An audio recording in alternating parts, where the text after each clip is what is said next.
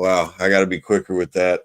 I wasn't really paying attention. I was watching my intro and talking to TikTok. But welcome, all you Drangir and Shield Maidens. Welcome to tonight's episode of Dropping the Hammer. I'm your host, Warhammer.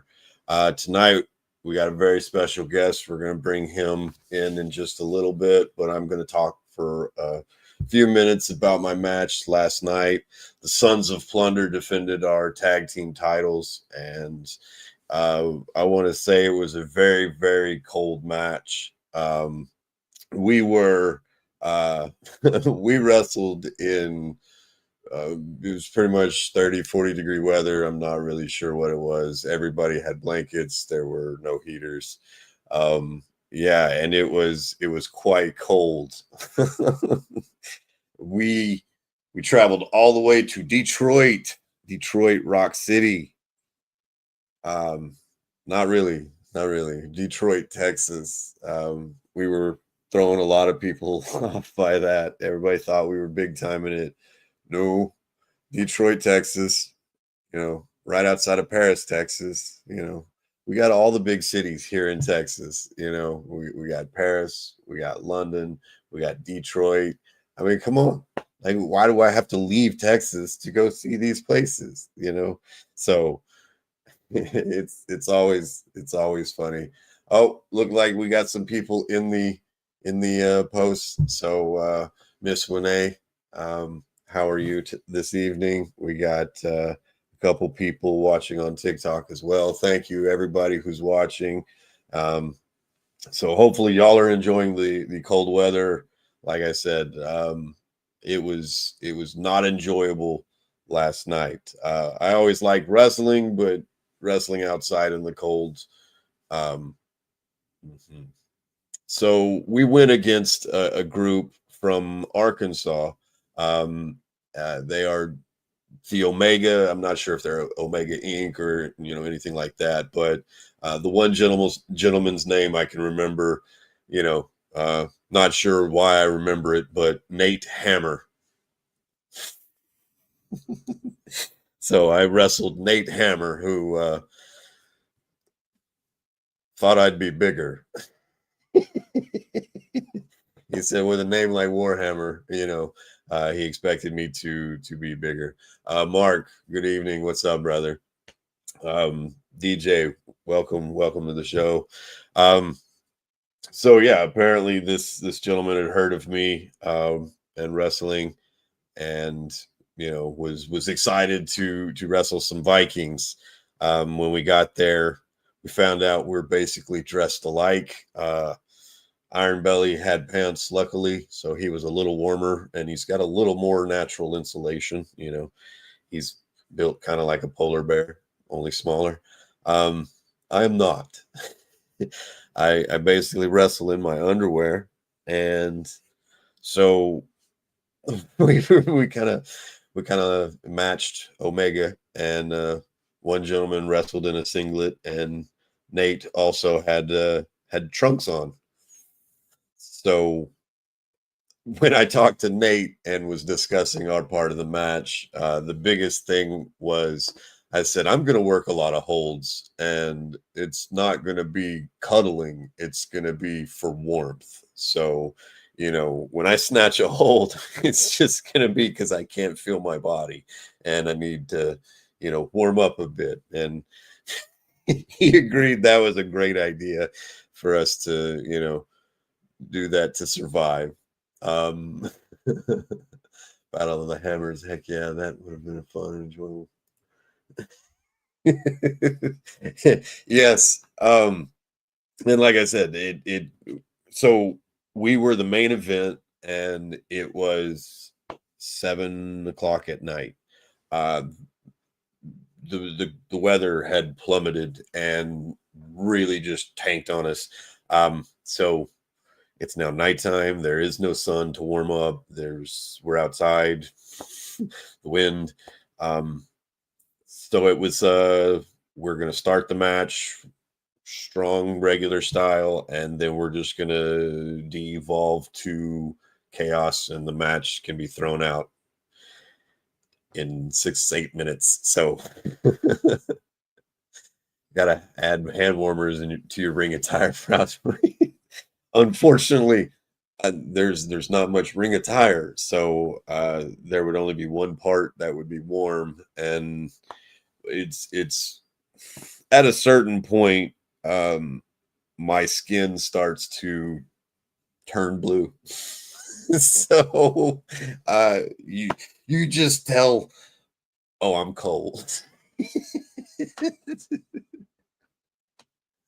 uh yeah, Miss Winnie, the van. So we can talk about the van. A couple weeks ago, I wrestled a deer at 75 miles an hour, coming home from a show in Beaumont. Um, it it shattered one of the lights and the washer tank, the washer fluid tank. I can get those cheap at a pull yard. I just haven't done so, trying to make it through Christmas. So we're still limping, but you know, have Hammer will travel and we'll make some money to fix the van. So, you know, got to get kicked in the face to do that, unless I can find some generous benefactor, some sponsor for the show. You know, I make it big on TikTok, something like that. We are monetized everywhere, but I'll be honest with you, it's I've, I've made less than 50 cents. I'm not complaining, but I'm not expecting I'm not expecting to be some famous podcaster or TikTok star. It'd be nice. I'm thankful for all the gifts that are sent, anything that is sent. But, I'm doing this myself for myself. And I'm trying to show that everybody can come along and we can all do better things. So I'm grateful for everybody that's posting comments and tuning in and jumping in to subscribe and stuff like that. So, I appreciate everybody. But yeah, we couldn't really have a match last night. It was too cold. So we ended up getting a count out. I think it was no, we did get a pin. We did get a pin. But it was now I remember, because it was all of a sudden quick. I was still, kind of cuddling with one person, and they said, "Go for your finish," and I went, "Okay." Boom, pin, 1, 2, 3.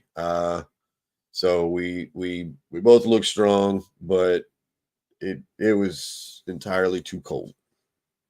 So I'm not gonna bore everybody about a freezing match that probably only lasted 6 minutes. So I do want to introduce our guest. He works with two different companies right now, SSW and SWF. We're going to bring him to the stage. Kevin Bivens, Mr. Richard Fortune, welcome, welcome. Hey, how's it going? Or should I say, how's it going? I'm doing great, doing great. You were kind of watching a little bit backstage. Just, I've been talking about the show. Told you it was cold, man. I froze. I don't like wrestling outside in the cold. That's for sure. Hey, you figured that'd be your element. You're a Viking, aren't you? Oh, see, what I was telling them while I was freezing, that I'm one of those tropical Vikings. I'm a rare Oh breed. yeah. So, what are you up to, Mr. Fortune? Not much, man. I just actually came back from they had a practice over at SWF. I was there for a little while and got home and got supper took care of, and then I plan to clear my schedule out so I could be here to talk to you. And other than that, I've been doing pretty good. Just soaking in the wrestling business, so to speak. I'm still, I feel like I'm an infant in the wrestling business, and I'm just learning as I go as much as I can. Yeah, I keep saying I'm still on this learning journey. I I'm learning how to podcast by the seat of my pants. I've had to start this thing over like 3-4 times.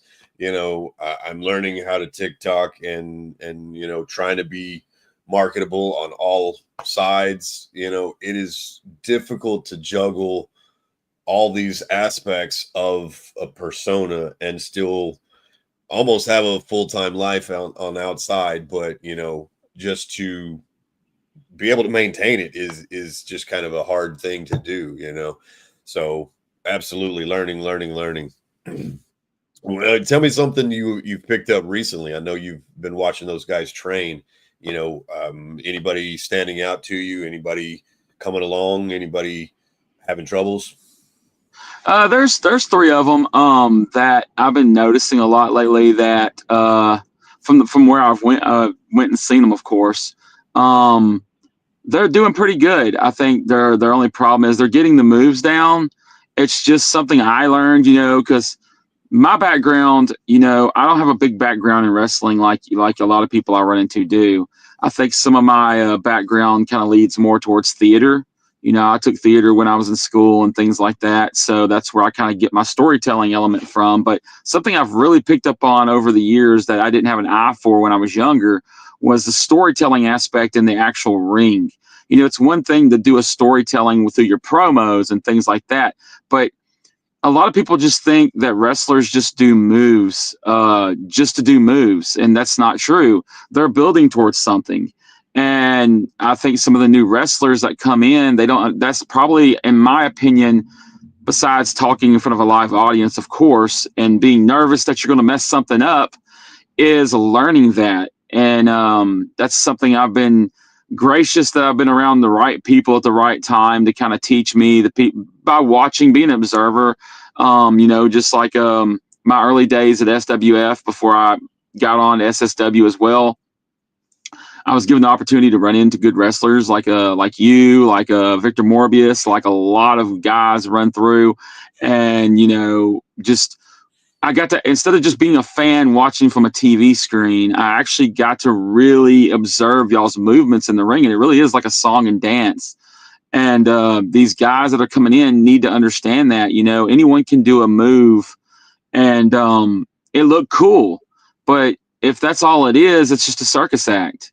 So what is something that's going to draw someone in month to month, day to day, that's going to really appreciate and love what you're doing? You got to give them more to bite on, and that's where the storytelling in the ring comes in. So the moves do have meaning. You're building to something. Sometimes you're teasing, and it's good that, and I don't mean to ramble, but it's good for people to the newer wrestlers to understand that. No, I mean, you're not rambling. That is a perfect, psychology. That's the one word that stands out to me.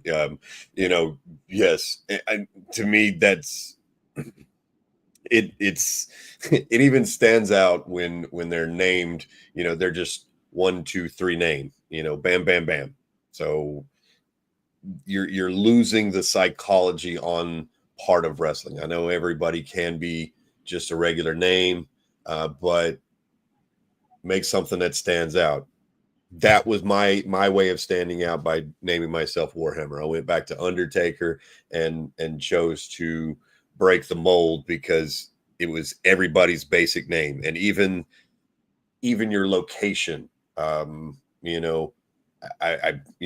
Undertaker was from Death Valley, so I'm from Jotunheim. I'm from some foreign land. I'm not from someplace you can find me in Walmart. You know, and yes, I try to make everything make sense because to me, that's what wrestling is and was. It's a challenge of comic book characters, and we have to make it make sense. Yes, there's a time and place for these triple axle flips and triple 720s and but it doesn't have to be every match, every time, every show. You got to give them something to believe. When Sons of Plunder break through that curtain, we are instantly, go, okay, yeah, they look like Vikings. We are Vikings, so it's instantly recognizable, and we've got your attention. So absolutely, doing moves is one thing, but understanding why you're doing these moves is it. You touched on something, theater kid. I'm a theater kid, but I was in theater and football at the same time, so I had to had to pick and choose my battles at that point, but this is just a combination of those two. So I get to use my theater and my movement skills and get to be rough and roughhouse with my favorite guys. So that is why I enjoy wrestling. Yeah, wrestling, and I'm, just uh piggybacking on some of the things you said, that's I do enjoy y'all do a good Sons of Plunder does a really good job of, as a fan, if you're watching y'all, really suspending disbelief and being able to relax and enjoy y'all, because y'all put on a really good performance from y'all's entrance to the end. I mean, your entrance, just kind of the way y'all come out, you know, I don't know. The first time I watched y'all, I'm not gonna lie, for a moment I looked over at Adam and I'm like, are these guys really Norse or something? Am I missing something? Because y'all come out and y'all look brutal. Like, I mean, I'm telling you right now, when you come out, you're like, man, I don't want to be caught in the alley with one of these dudes. And then that big, when y'all line up in the ring and hit y'all's hammers and stuff, right on, y'all are meaning business. And I mean, it doesn't matter if you're a kid and just enjoying the fantasy aspect of your characters, or you're an adult and you're just kind of thinking to yourself, man, these guys are like the Road Warriors on like steroids. They look like they're about to beat somebody. I enjoy it. And I do think it's very important to put enough time and effort into your character to where you have that entrance, because that's like your opening invitation to new fans that might not have seen you before. That is my minute 10 promo every show in a new location, just to show you who I am. And that's, that's what Miss Shaw says. It's menacing, just we come out, we have an aura, we intimidate, you're hooked for that split second. You forgot you are in a wrestling show and no, two Vikings just showed up. It's beautiful because I technically Iron Belly is a dwarf from under the mountain, but I've never questioned his religion. So but it's beautiful because when you go into deep of the depths of my character, the meat and grit of my character, all of the Norse gods had magical weapons made by dwarves. So I just got me a dwarf to come over and we just smack people with our hammers. Allegedly. It's almost like you're his magical weapon, your Warhammer. And that's kind of what it is. Miss Winay says she's always loved the Viking culture, and we definitely pull it off. Yes, I love it. My gimmick. It's all started as a joke. I was like, I'm gonna be a Viking, so I don't have to shave. Ha ha ha. And that was really all it was. And then it built onto it, and it was like, no, I'm gonna carry a hammer. And it was like, oh, all this has been done before. And I was like, just wait, I'm gonna do something different. And once it's all complete, you'll see it. And once I got the mohawks, once I got the cape and the mask and everything, and people have I've been at work and people have pulled up my Facebook and they're like, you say you were a professional wrestler and I don't see it, but I clicked on this and I was, that guy's a professional wrestler. You're just at work. And I'm like, that's the beauty of it. Yeah, that's when you're actually living a character and you're not just being yourself. I know some people can get away with that, but I think it takes a lot more effort, in my opinion, to play a character that's not you. I was told when I started wrestling to find something about you, crank it to 11. Well, Warhammer is me because I've played football, and in that arena, you're against me. You're padded up so I can hit you as hard as I can, and I take that same mentality into the ring.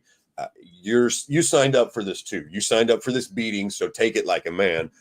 I'm going to give you my body so you can, give me equal comeback. My receipt is right there. So take it when you need to. So that, I love the physicality, and to me, it makes me feel alive.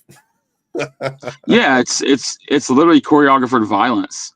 And it's really cool because I think even in a day and age that we're in right now, it's good for wrestling to have a renaissance and be kind of seeming like it's blowing up a bit. And um, people need to get out of the house after all the floods and all the, the COVIDs and everything.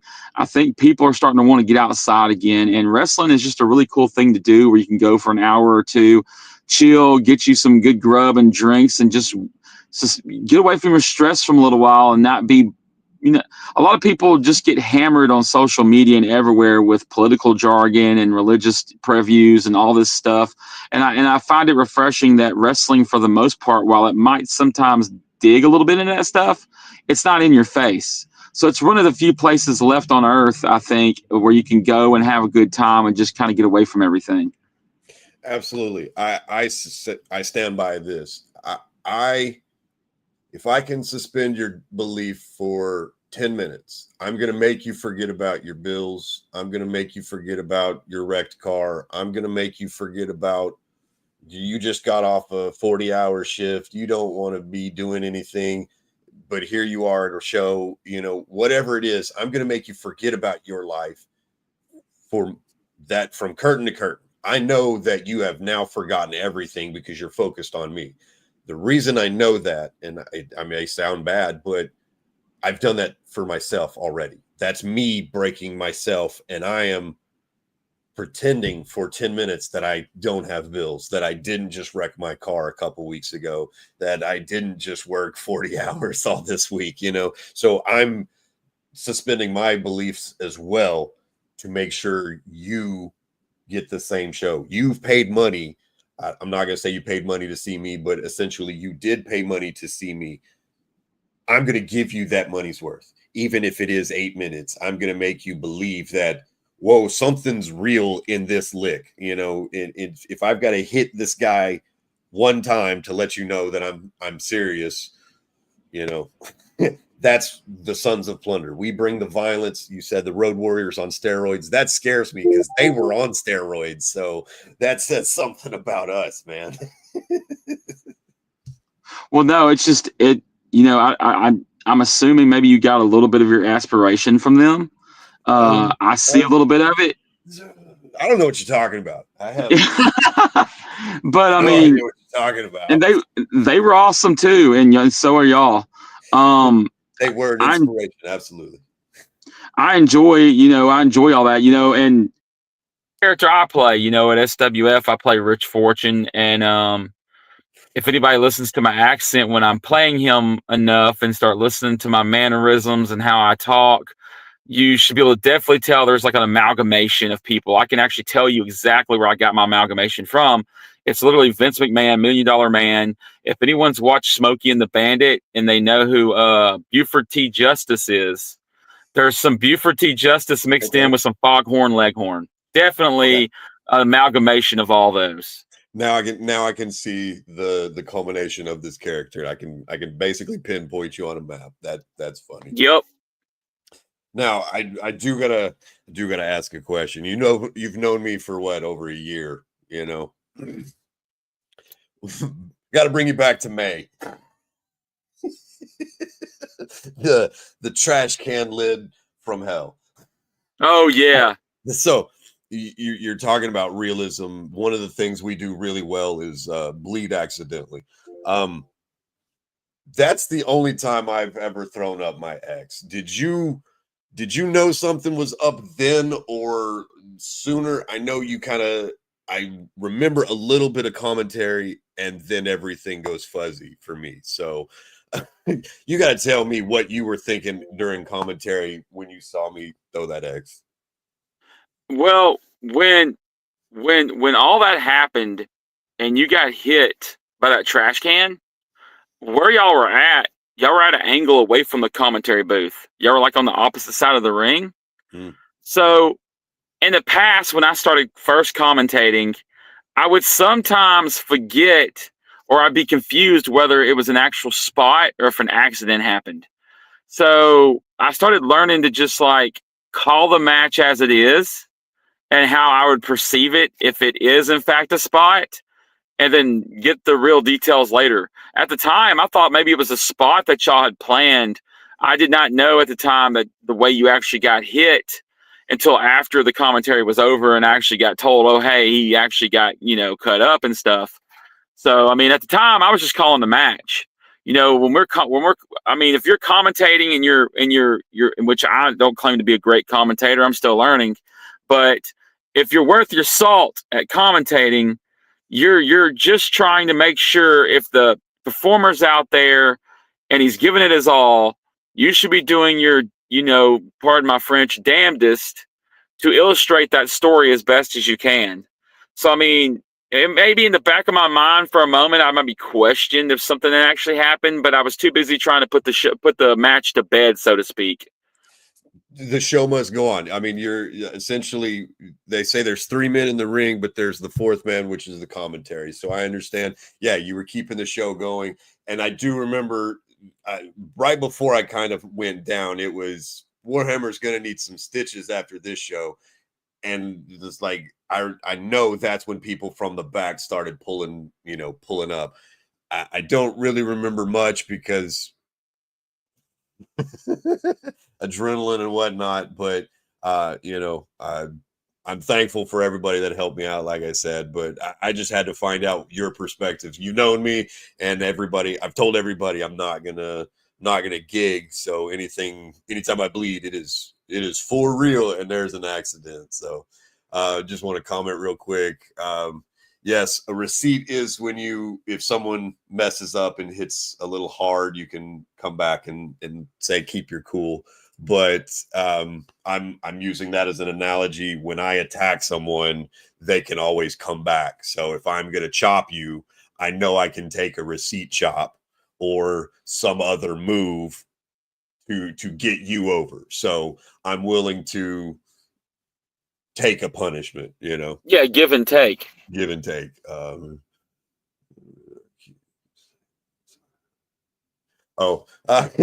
It's okay. It would have gone, like right here on the wall is what I was thinking. The trash can lid. It's all fine.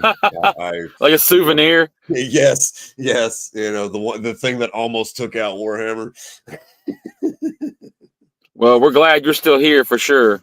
Yeah. I'm glad to be with you guys. It was an unfortunate string of events, 8 injuries in 8 months, but coming back on a winning streak again, and we're not getting injured anymore, so we're taking that as a win.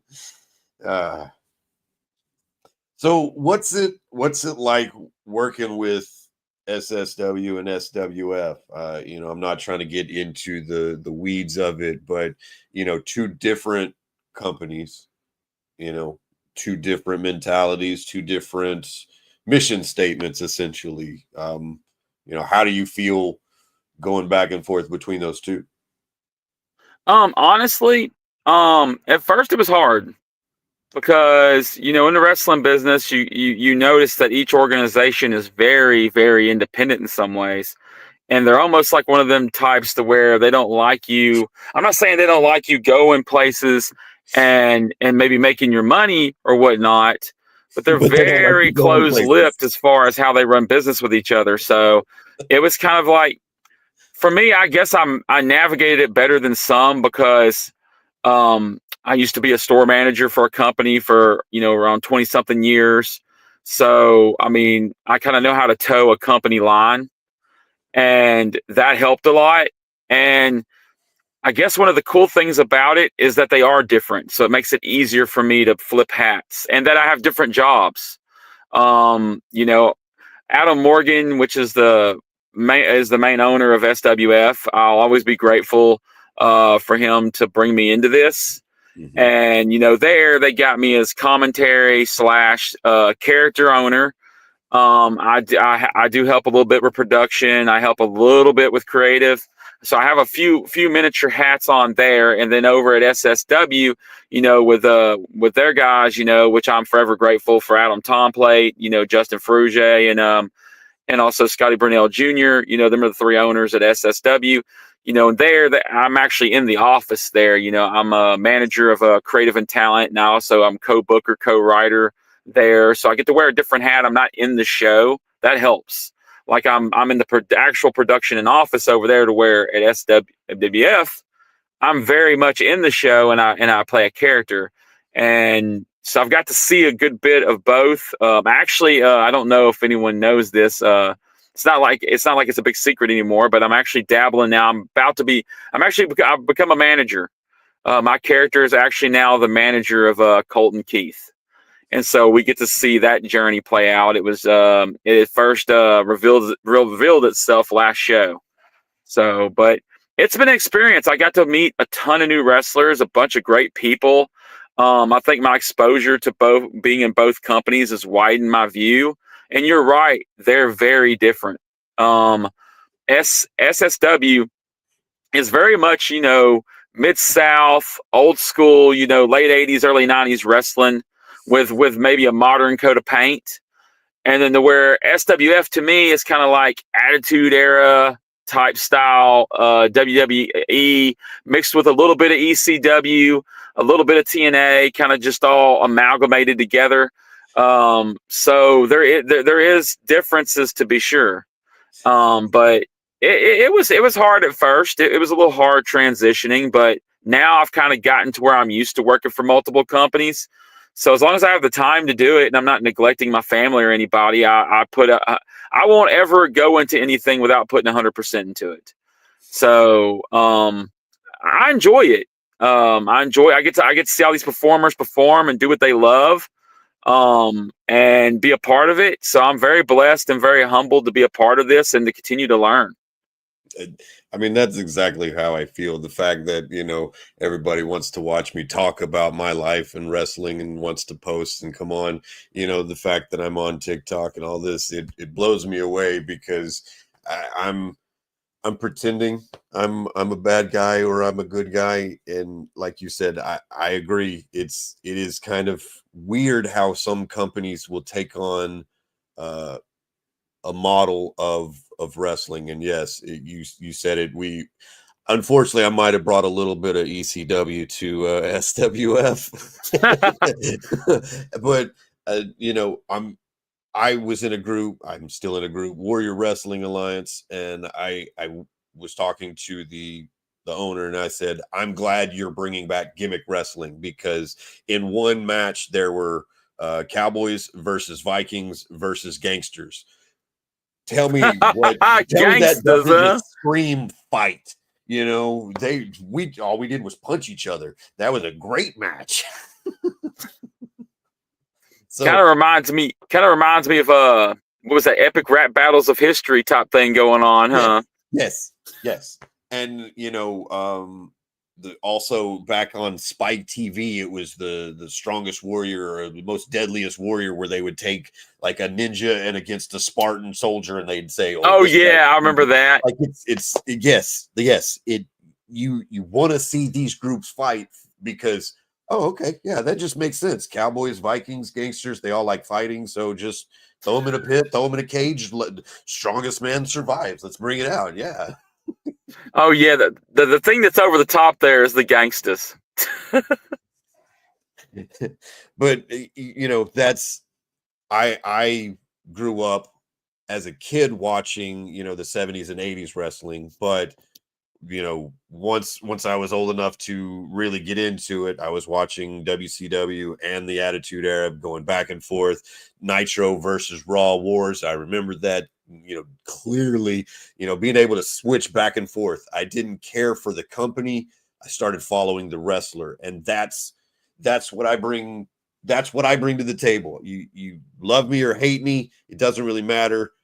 You know I'm there. Everybody, I'm there for some serious business once I bring my hammer out. And oh no, there's two of them. Yeah, definitely. Um, do y'all? One thing I'll ask is that y'all have traveled and wrestled in several places. Have you had any hard times finding other tag teams that kind of match y'all's intensity and like y'all's gravitas, so to speak? I'm going, everything's kind of calculating in my head. First off, no, we, I always try to find something. Okay, what is your gimmick? Okay, what is your gimmick? What do y'all like doing? So I'm trying to make them, you know, I'm trying to find a way I can put them over first before I even worry about putting us over, because our intensity is going to just our brute force. That's what keeps putting us over. So I'm looking how I can help them. And it's usually a lot of times when we go places, we're scheduled to lose as long as we're not defending the belts or doing something with a certain storyline. A lot of times when we go out, we're jobbers, but we're there to put them over. And then they recognize, hey, these guys know what they're doing because they're able to handle themselves. They're throwing these guys around with ease.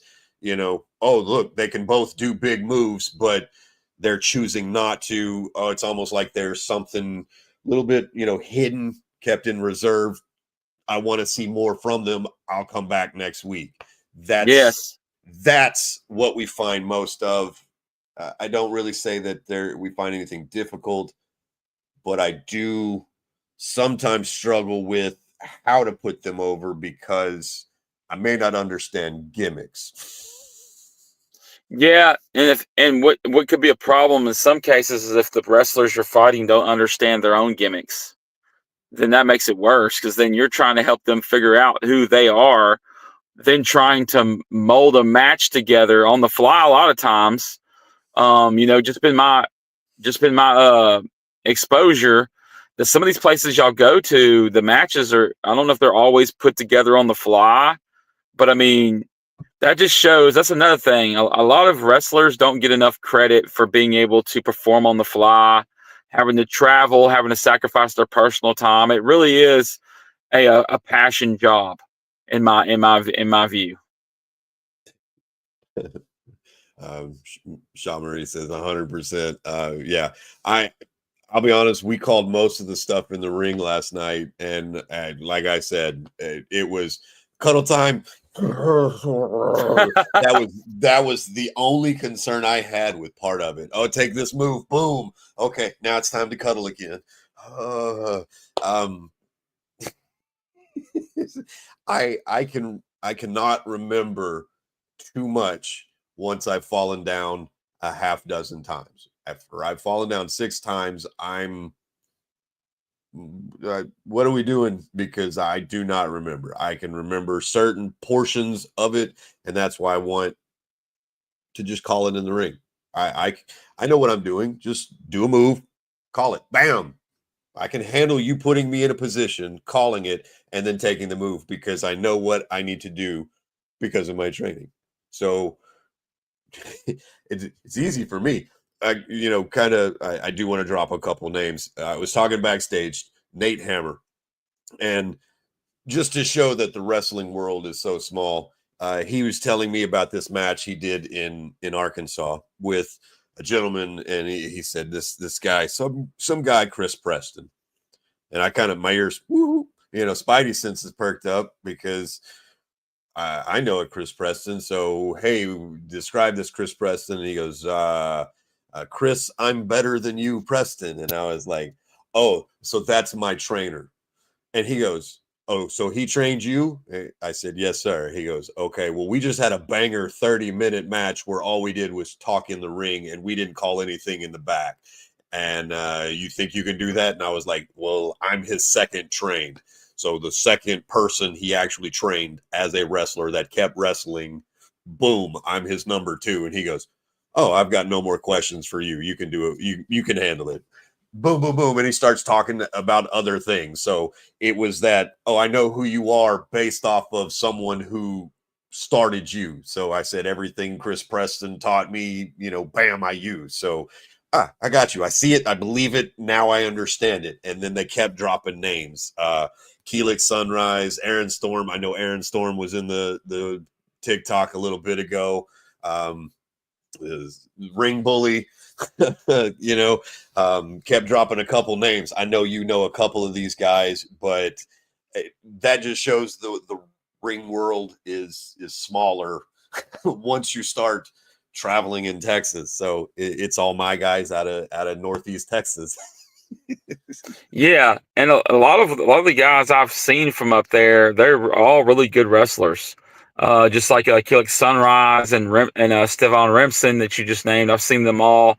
They're really good wrestlers. They're consummate professionals. Um, and while I don't know anything about the ring itself, I've never wrestled. I would never pretend to say that stuff. Um, as a writer, now that I've gotten, I think I want to say about 9 months worth of actual like co-booking and writing. I try to because I know guys travel and they got jobs and everything. What I always try to do is I try to for SSW, I try to get our production notes, if you want to call them that, out to the talent as quick as possible. And what I do is we might be trying to tell a story, an ongoing story at our show, but I try to make sure that all I'm doing is putting a coat of paint and that the actual creativity in the ring is still upon y'all as wrestlers. Um, and I would just like to ask, as far as where you've went, where you've wrestled, um, is there some places you go to where it's like, hey, do whatever you want? Is there certain places where it's like you're going to do this move, that move, and this move and that move? Is it a broad variety? Or is it pretty similar across the board? I've never really faced a strict script, we'll call it that. No. Certain metrics they've wanted us to touch on. Other than that, no. It is all what you see is what Warhammer has created, either in the front or in the back, talking about the match. I prefer to do a lot of stuff just soaking in the environment, talking to the crowd, talking to the ref, my opponent, whatever it is, even commentary, using you guys, whatever y'all said as my next attack or something else, because it's all psychology, something Chris instilled in all of us from the School of Lions in Marshall, Texas. So you know there were sometimes we would be in the ring, sometimes we'd be sitting in chairs. So training wasn't always physical, it was mental, because this is a combination of both, like we've talked about. It's theater meets physical, football meets ballet. you know it's it's a beautiful thing because we get to make up a story. I have no problem, if you give me an outline, but the journey from A to Z is all created by the wrestlers. I've Yep. never really had anybody tell me how many times to fall down. I'll tell them flat out, I can't remember all that. Yeah, that'd be crazy. I was just curious because, like I said, I've only physically been around 3 wrestling companies. Now I work for 2, but the other one I went to was called USWX. I think they're in Livingston. I was there and I helped commentate one of their shows. But aside from that, I've only been, SWF and SSW. So I was curious about that. Um, and I agree. I mean, that's y'all's space. I feel that's sacred for y'all to tell y'all story in the ring. Um, and just like for me, I kind of learned this off of somebody. I'd like to remember his name and I can't right now, but they were interviewing him. I don't know who was interviewing him, but the whole point was when wrestlers would come to his wrestling show, he would give them this paper and it had number sequences on it. He wouldn't say anything other than the number sequences. And the sequences were always with 1s and 2s. So one piece of paper that the lady had pulled up said, "You handed this wrestler 1-2-1-2." Now, me being somebody that's not in the wrestling business, what does this mean? And he's like, "Well, my 1s represent my heels, and my 2 represents my baby faces, and this is how I want the flow of the match to go. With obviously the last number I have on the paper is who's going over." I was like, wow, you know? So, like for me, when I do that, my main concern as a writer, so I kind of walk on that thin line where I'm not stepping into like y'all's creative bubble 100%, is I just try to put a coat of paint on it that a normal human being that's not wrestled brain can understand, you know, because to me, I think a lot of indie wrestlers, not all, they do things that only indie people or people in that niche would understand. For me, I look at it like this. I'm like, Well, if I'm going to ask an audience to return to our show month after month after month after month, there's certain things as a writer I need to do. One, I need to play off my wrestler's strengths. Two, I need to give them the creativity to show the audience who they are. And I also need to be willing to be flexible. And also, I need to make sure every one of my wrestlers are validated and credible, so that any given night, and I'm going to kind of be a cheese mo right here and do a cheese plug if you don't mind. On any given Star Brawl Saturday night, somebody can win a belt. And I mean, I feel like if all of your wrestlers are validated through the writing and they're allowed to be their character without, being on a puppet string, so to speak, I think that just makes a better show, a better quality show, and it gives value to the whole show to where you're not like, oh, this guy's going to lose every time. Why do I want to see this? So I mean, that's just how I approach it. And I don't know if you've ran into any bookers or ran into anybody maybe along your path. I'm not trying to get you to like throw dirt on anybody, but I mean, is there ever been an instance where you've kind of like felt like, or maybe thought to yourself, like some of them maybe, I don't know, like book with feelings instead of booking for story purposes? Oh, absolutely. Absolutely. I even had a podcast a couple of weeks ago, about a month or so ago, that officially tanked because someone thought I was burying my opponents, burying the bookers, and then I had to do another podcast that was explaining my words and showing how I didn't bury anybody. But absolutely, it's it is a sport of favoritism just as much as it is violence. So uh, it yeah, yeah, without going into too many names, yes, yes, absolutely. So Yeah, and to me, that's just not good for the shows in general, in my opinion. Um, because I mean, it just if you're a writer and you're trying to get people to love your show, you should want every wrestler you have on your roster to seem like they can beat anybody. you want You know, everybody to be legitimate, you want everybody to be established, you want everybody to be credible yes, and a threat. Every and certain people shouldn't be a threat, but you got that underdog story. I can understand that, but you can't keep having underdog after underdog after underdog after underdog. Then this person becomes a joke. And yeah, you have to flip it up. yes, I do feel less than credible at a couple of places. So Yeah, I won't lie. I've had a few times where I've been pulled into storylines where I kind of didn't really understand them, and it was like one of them things where it was like trust the process. Um, and sometimes it worked out better than I thought. Sometimes I was like, well, this is kind of how I thought it was going to turn out. But like, yeah, it's like when I'm booking for SSW and I'm looking at the characters, I want the losses to have meaning as well as the wins. Why did this character lose? What is going to happen to him? Where is he going from there? And you're right, stories should not repeat themselves, because then the fans could pretty much tell what's going to happen before it happens. So what I do is, and this sounds really nerdy and everything, I pull my individual storyline matches from shows I've watched. Like, I'm going to tell you right now, I'm not going to give it away. I don't want to give it away. But there is a wrestling match that I wrote. And I will tell you that when you watch said wrestling match, you'll know what I'm saying right here. You'll know I was talking about this match, and I'm not going to give away who's in it. I'm not going to give away who wins. I'm just going to say that I got my inspiration from Rocky 2. That's it. but that's the beauty of what we do. We can pull inspiration from wrestling. I saw a meme that said, "Oh, you like sci-fi? Watch wrestling. You like romance? Watch wrestling. You like Yep. comedy? Watch wrestling. You like violence? Watch wrestling." And it was just, wrestling has all of that.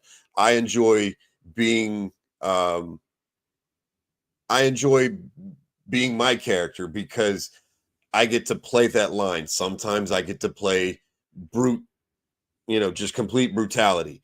I get to play you know, semi stupid. I don't want to call my character stupid, but it's just thick and dense. I'm not quite getting it, so I'm making a joke, but I don't get the joke. You know, it's one of those things. That's why I was able to do a grass skirt dance with a Hawaiian guy.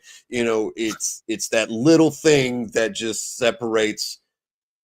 I get it. So I love getting to do that little thing just for sheer just for the crowd. That is the only reason I wrestle midgets, to make myself look like an idiot, to make them look like $1,000,000, and it makes everybody else want to come back and see their show. I am you know, I'm a fly on their show wall, but it adds legitimacy to all of it. And that's that, you know, just getting a little bit of inspiration from everything, you can use it and make it mean a million different stories. Oh, live Yeah, what I restriction. like about your character is, for people that don't know, um, when I met you, I had no idea who you were. I literally thought you were your character 1,000%. So when I finally talked to you, I'm like, oh wow, man, you do a really good job. Your characterizations are really well. You know, from the way you talk to your mannerisms to the way your body language is, and even how you kind of like you glare and do certain things that you don't do when we're talking to you when you're not Warhammer. You know, when you don't got your big hammer and you're about to beat somebody to death. Um, but and I think that's really awesome. I just remember, I asked Adam when they booked you the first time when I first seen you, I'm like, man, you better not get on his bad side. He's going to beat the trash out of you.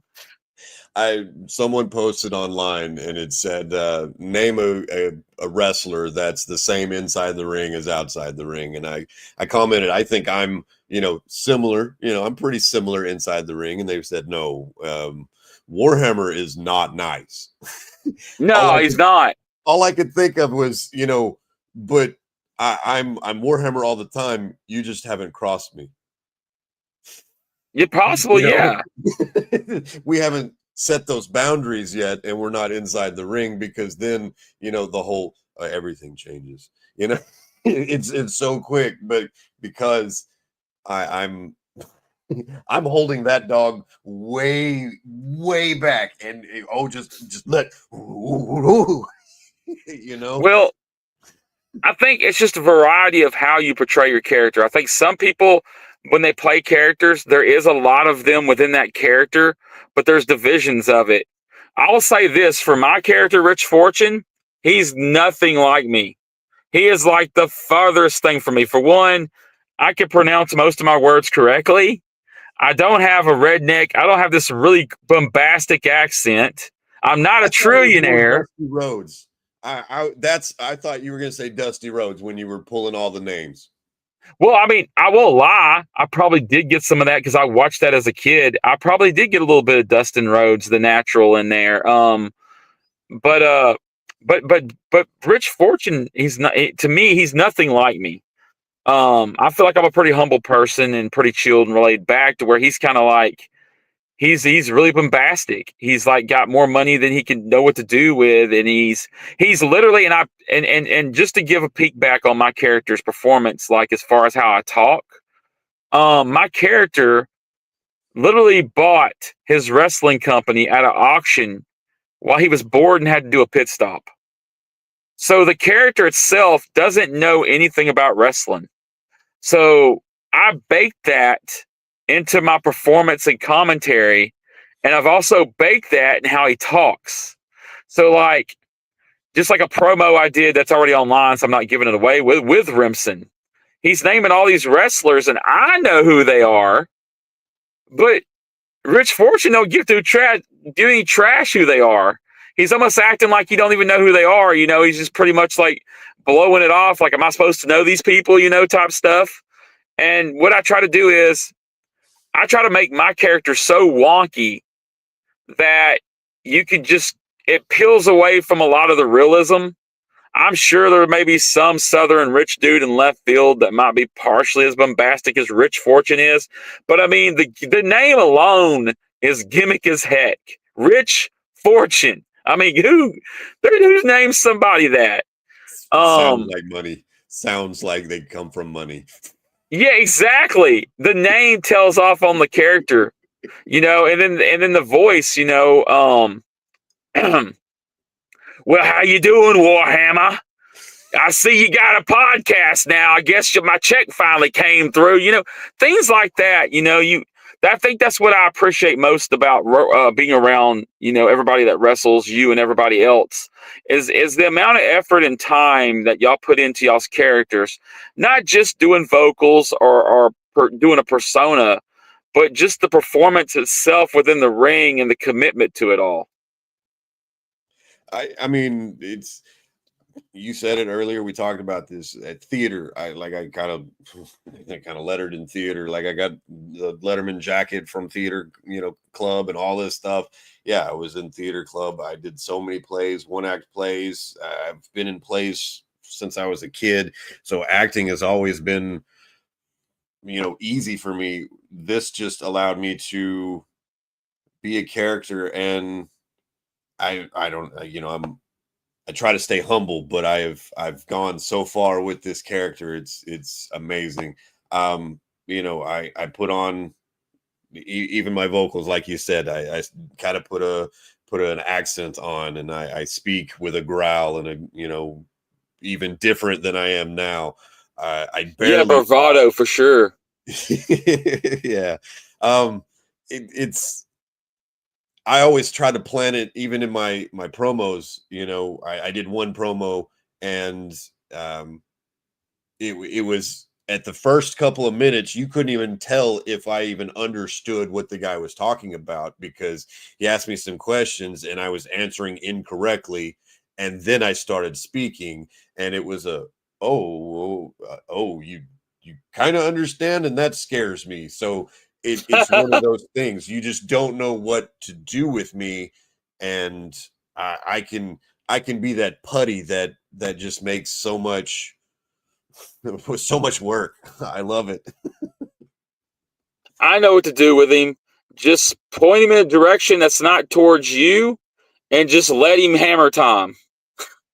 Almost like the Avengers, where Captain America looks at Hulk and says, and you, smash, And that's essentially why we have our girl Valkyrie. We wanted originally, I was trying to find, it's not a gimmick group, but I was trying to find a berserker, I was trying to find a twin hammer, I was trying to find a chick, and somebody else. I'm getting restricted, so I'm not going to say what I was looking for, but a smaller person. So TikTok is not liking me working with the little groups, so I Yeah. have to say that way. But it was just so we could, it was odd, but it was, these, once we see these guys work together, it's over. So our chick Valkyrie, we had her come out, and it's essentially, she would sick us on whoever. She's helped us win a couple of victories. We've cheated, yeah. But that's we wanted to bring as many people as we could to add legitimacy again, but for everybody to get work, because she works out of Paris. So getting her down south, just more, to meet more people, it makes us look bigger and stronger, more fans. Oh, you've got a chick. Well, now we've got girls following because there's a girl wrestler. So it just adds another layer, another layer, another layer. We're all baking this cake together to make this show go well, Yep. Definitely. Every performer on the show matters because they all fit into certain pieces that make the show as a whole. I agree. And that's why I struggle myself to make sure I'm bringing what, essentially I'm bringing what you guys are paying for, but what they're paying to see. Yes, you guys are paying me to come down there, but if I'm doing a bad job, I need to know about it. But I can kind of tell based off of the crowd. As long as they're getting bigger, somebody's doing their job. I'm hoping it's me. I'm hoping it's other guys. We all look better together because I the only way a heel looks good is if the baby face is looking bad. So that means the baby face needs to work. But if the heel gets heat, the baby face looks so much better. Some jackass coming in and knocking over some guy in a walker, that's a lot of heat. That's instant heat for someone to just walk in to an established place and, oh, he just knocked over a guy we like. We don't like him. Yeah, you definitely got a lot of heat at that show.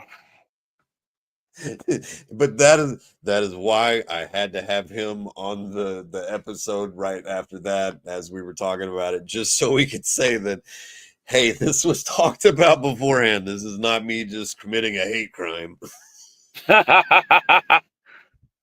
Hey, but I mean that segment, the whole match, that was if I'm not mistaken, that was your match you had with Finnegan. Correct. And that goes back to the booking elements of stuff,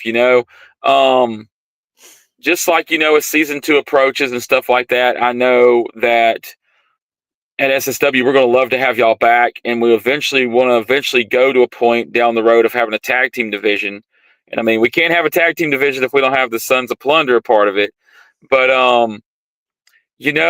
like that match there, when I was talking about the booking, Finnegan had come in and was a good sport, and he got himself into some bad ruts, and he lost some. But that told a story for his character, and it was a story of him becoming validated. And that's where I say, when you're booking the wrestlers as they come in somewhere, you got to try to validate your other ones when you can. And so, I mean, that match, it was a great match. It was an entertaining match. But from the other aspect of the match, it did several things. One, it established that even though your character lost, he's not to be trifled with. He didn't lose weak. There's a difference between losing weak and losing strong. He lost looking like he still can whoop somebody's butt. And at the same time, it also validated Finnegan's character to have taken a win on such a strong, force of nature, I would say. And that's the kind of song and dance to these wrestling shows, is that, and that's why it's really good to go out and see them and be entertained by them, as they give you a lot for your value. There's a lot to it. You get the bang, you get the entertainment, you get the physicality. These people, y'all put y'all's bodies on the line. There could be one, it just takes one wrong move from one of y'all for it to be over. One trash can lid. Yeah, one trash turned the wrong way, mind you. I don't know that the lid itself would have been that bad. No, it was the fact, I think it had a metal handle on it. And it was you know what? You're right. See, when that happened, there was a bunch of conflicting ideas on why you got, because like I said, when I was commentating, I didn't know what had happened. I actually had to wait to afterwards to even hear. Over my head. He didn't do anything, it wasn't and crushed it. It was just a bonk and move on. So the attack wasn't wrong. Wasn't even spun wrong, the wrong direction. There had to have been a handle. There had to have been something. Yeah, I mean, well, some of them trash can lids made out of that material, that type of metal, over time, and I've noticed this, when they get worn or they've been old, I don't know what causes this, but some of the metal fragments will actually come up. And it's very quite possible when he hits you that the fragments caught your skin as he come through. And this is thin, it doesn't take much. So I'm just glad it wasn't any worse than it was, but it made for some good pictures. So yeah, I'm one of the ones that made some of them jokes about the pictures. I'm sorry. It's just when that one picture come out, the first thing I thought about was Passion of Christ. And I was like, the only one. And then I seen you, I was like, Passion of the Viking.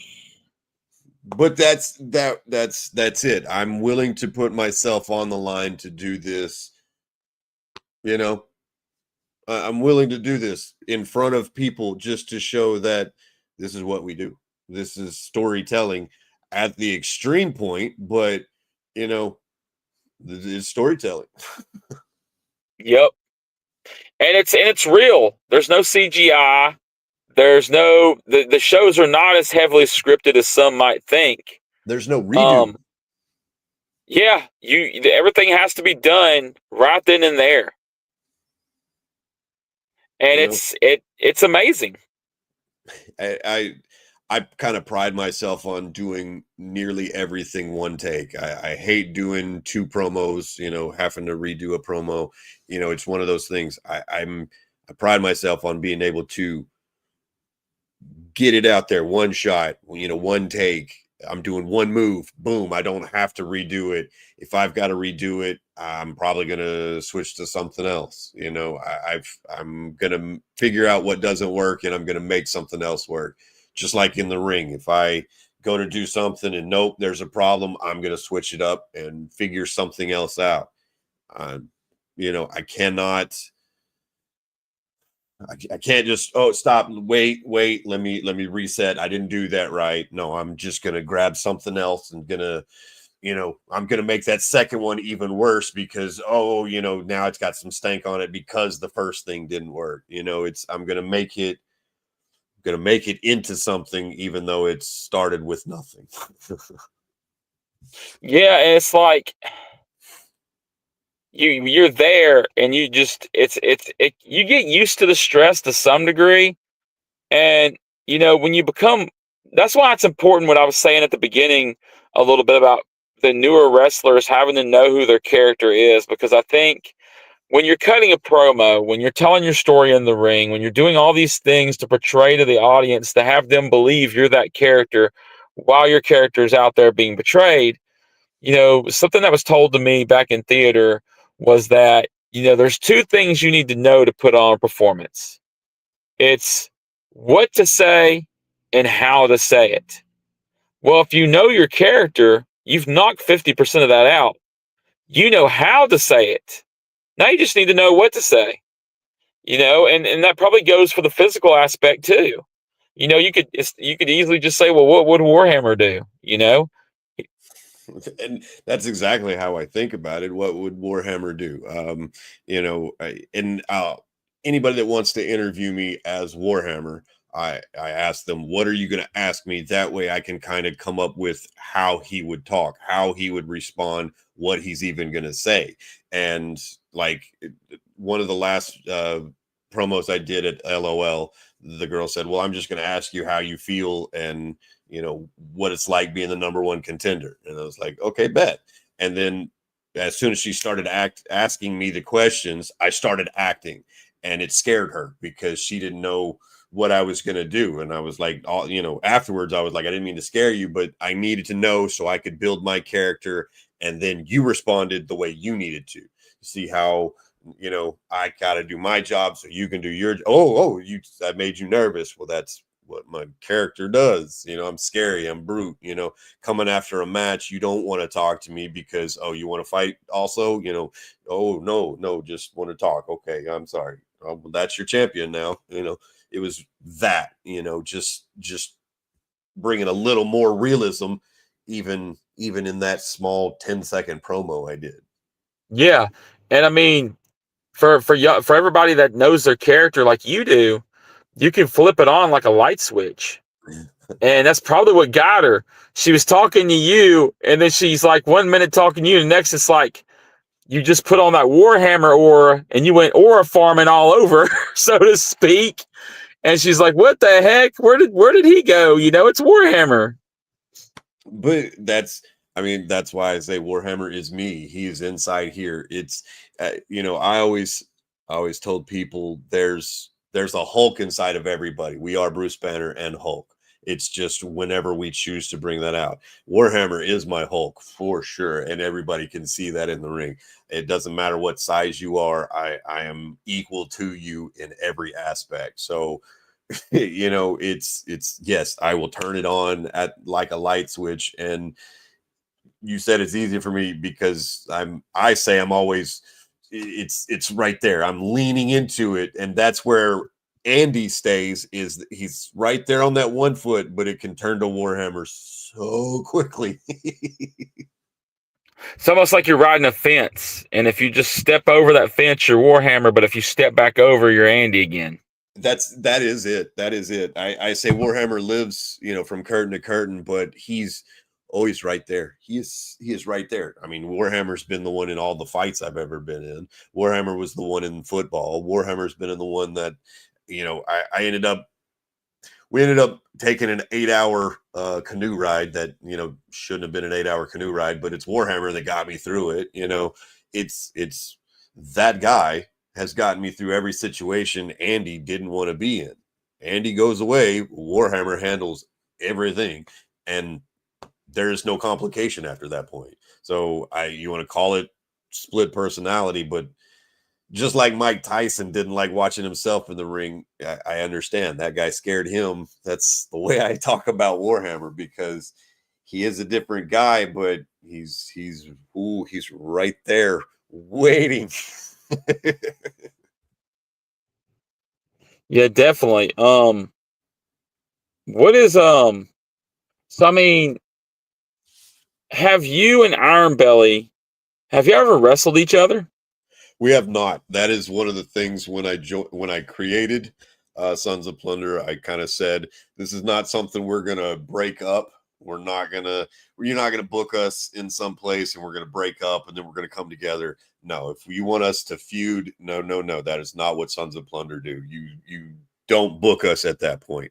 If it's a round robin type situation, we'll work on it. But no, sir, we have never wrestled against each other at all.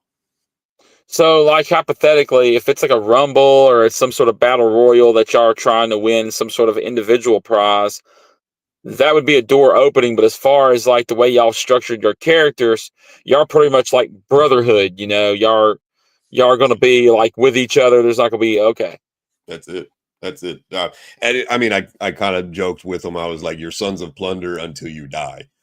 You decide when you're no longer part of this group. We do not break up. We just stop taking bookings at such and such locations if that's what they want. We can go individually. That's fine, but Sons of Plunder isn't needed. But we're all independent, but we're all under the same umbrella, if that makes sense. Everybody can go anywhere they want. They are independent, but if you want the group, you take the group as a whole, Yeah, because I mean, the idea is, you're booking this character. You should be booking it for what it is, not booking it and then trying to mold it into something that it's not. Because at that point, it's not even the character anymore. It's your interpretation of what you want the character to be and not what the character is. Correct. And I mean, now, y'all don't have necessarily, are y'all like pro face, pro heel or pro face? Or y'all able to you dabble back and forth on that? So I stand by this, but I say we are cult. And by that, what was Undertaker? What was Stone Cold? It's tweener. It didn't matter. You're popping. Cult following, they've got their fans, and it doesn't matter. Good, bad, doesn't matter what they're doing. I remember choking somebody out. I'm a heel. I'm choking somebody in the corner, and I'm getting cheers. I don't know how to get over that I'm a bad guy. I'm choking him in front of the ref. But if I'm going to get cheers, well, then I'm just going to keep doing it. Well, was that guy a face when you were doing that? Yeah, he was a face. Well, if you're choking him and you're being as dastardly as you can be, and they're still cheering you, then that person probably didn't do the work to get over enough himself. But that's also the gimmick coming to play. You understand my gimmick now. Oh, he's choking him out. Oh, yeah, kick his ass. It's either gimmick or it's facial problem. And I'm saying the face being, that being the problem, not, his face, but the face's problem. He didn't do enough to get over as the underdog or show that he's even a legitimate threat. So, but that's kind of why I stand by that. I've choked somebody out and still gotten cheers. So we get cheers everywhere. It doesn't matter. We can play heel, fine. And we can play face, fine. We just need to know how how to act because we're going to steal the show every show. There you go. Like last Definitely. night, we had an idea. If we'd have had more time, we were going to do glitter beards. Oh, wow. Full on glitter beard for both of us. We were faces, but we didn't get enough information ahead of time. It was a smaller turnout than we expected. So too many cons on the pro con, and we decided against it. But that was what we were going to do. I was going to do red and black glitter. He was going to do green and gold glitter. That would have been a sight to see, seeing the Sons of Plunder glittered up. I mean, one time we had face paint, face and body paint, but we looked like a heat miser and snow miser or whatever it was from the Oh my gosh. claymation. That's what we were told. So we did it during Christmas. Yes, but that's the beauty. We get to do stuff occasionally that makes it. Yeah, unfortunately, we didn't do the glitter beards. I know everybody was waiting on pictures. Several people were waiting on that. We just didn't do it. There was not enough information. So Yeah, because if you did that, you'd had to come out to Rock Me Amadeus. I don't know why, but I think that would have been funny if y'all come out to Rock Me Amadeus. If we could find a metal or a hardcore version of that, I'll do it. I'll do it. Oh my gosh, that would be hilarious to see y'all in glitter and then that just pop off. And then right when they say Rock Me Amadeus, y'all like kind of robotically hold up y'all's like hammers and stuff. Rock Me Amadeus. It's like the most like bombastic, crazy thing you would see, man. There's some Vikings here that are glittered up and they're coming out to a Rock Amadeus. But there was Santa Claus there. There was the Grinch there. So I mean, it was big. We could have done it bigger, but unfortunately, it was kind of in just little awning, and it was outside, and it was cold, and I wasn't gonna go home covered in glitter, freezing. Well, so the way you're describing this, you know what it really sounds like to me?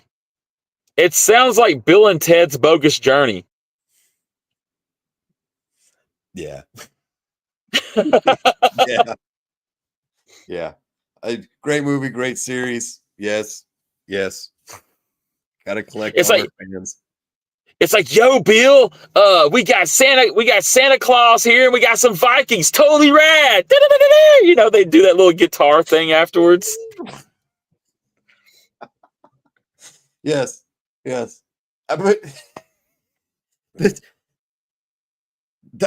that's what makes wrestling great. Like you've got some Vikings with glitter beards. You got the Grinch fighting Santa Claus. Santa Claus turns to Grinch. 1, 2, 3. Oh my God! Now everybody's having a. Oh, okay. What just happened? A Yeti shows up. You know, it's just one of those things. It's like anything can happen with pro wrestling. Yeah, and that's part of the joy of it, and that's why I encourage everybody, you know, that's listening here. If you haven't seen a live wrestling event, go watch one. It's pretty fun. Yeah. So speaking of watching live wrestling, I'm going to talk about my show on the 20th here coming up, Winter Warfare in Marshall, Texas with League of Lions. I will be defending my digital media championship against Dax Xander, someone I faced a couple of times, someone who nearly took my eye a couple of months ago. So definitely going to get some payback for that. You know, I still have not given a receipt for that, but it's coming. So that will be, like I said, in Marshall on the 20th this month. I'm still working on bookings for next year, but we're gonna, you know, take a little bit of a break before we start posting again on those. So I want to thank everybody for showing up tonight. I want to thank Kevin, Mr. Richard Fortune, for being a co-host. Been awesome. Also, there were some questions about how close is that to Houston? I wrestle all over Houston, Silsbee, Beaumont, I've wrestled in Houston at Coliseo. So, you know, that I can get closer to you. I don't think you can come to Marshall. That's that's like a 4-hour drive. Would love to see you there. But yeah, long way from Houston, but I can come closer to Houston and let you know when I'm closer. But you asked about a t-shirt. Sons of Plunder is making our website. It's in the works. We now have 2 cents for beard oil. We are working on a third.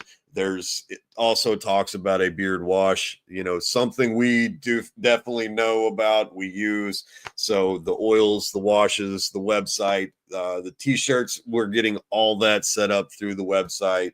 So you can order all our merch through that. We've now got a Cash App to where you can order from Sons of Plunder, not just hitting one of us specifically, but I'm in MD, but I have family in Houston and would absolutely go to a show when there. Yes, sir. I can certainly let you know when I will be close. Houston is not far from where we're at in Silsbee and Beaumont, even Port Neches, all that. I've hit all those shows. And so, I will let you know when I'm closer, but for sure, keep in contact. But again, thanks everybody for tuning in. Tune in next week, and we'll talk again. Thanks, everybody.